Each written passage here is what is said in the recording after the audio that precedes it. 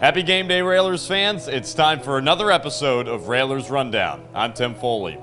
Well, the Worcester Railers took a thrilling 4-3 overtime victory against the Adirondack Thunder last night after tying the game with 72 seconds left in regulation. I took the time today to talk to the overtime winner, Todd Goehring, as well as forward Zach White on today's episode of Railers Rundown.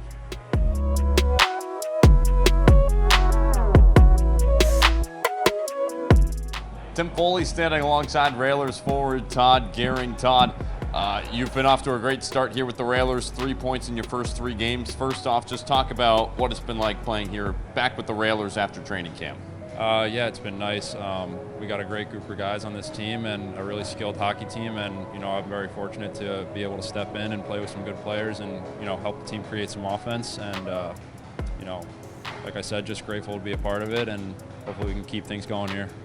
Talk about what it was like. You get that phone call from Smo to come back and play with the team this past weekend. It was exciting for sure. I was actually at a morning skate for the other team I was playing with, Fayetteville, in the Southern League, and had to pack my stuff up real quick, get on a plane, fly into Boston so I can get on the ice for the Railers game that night. So it's a little bit hectic but exciting at the same time, and it was a really cool experience. You picked up an assist in that first game. You thought it was a goal at first. The arena said it was. Ended up being switched to Anthony Callan. But you got your first goal with the Railers last night, definitively the overtime winner. Talk about what's going through your mind in that play. Yeah, that was an interesting play. We actually had the puck in the offensive zone, had to take it out for a regroup in the 3-on-3, kind of buy some ice a little bit, and I was fortunate enough to pick up the puck on the entry and use the defenseman as a screen, get a good shot off, and score the OT winner. So yeah, that was exciting as well. Just talk about what the transition's been like for you going from the Southern League now up here to the ECHL.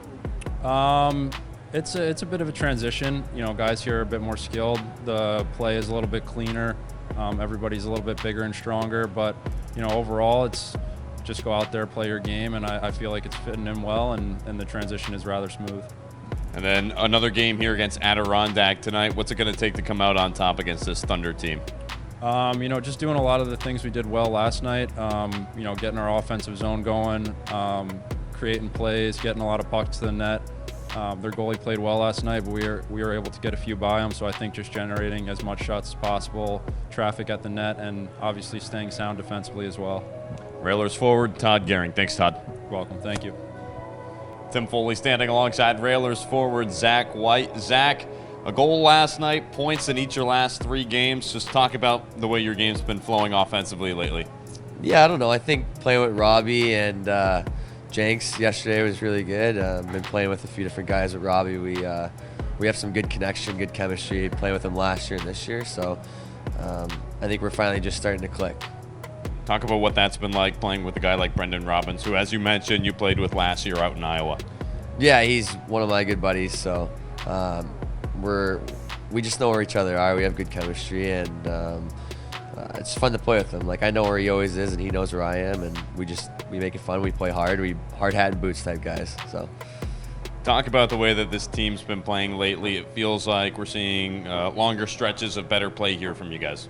Yeah, I think it's confidence, right? We do have a little bit of a younger team, so a lot of guys are stepping up and just playing harder, and guys are finding their roles. So I think that's something that's big for us right now, and I think if we continue to do that moving forward, we'll see more success.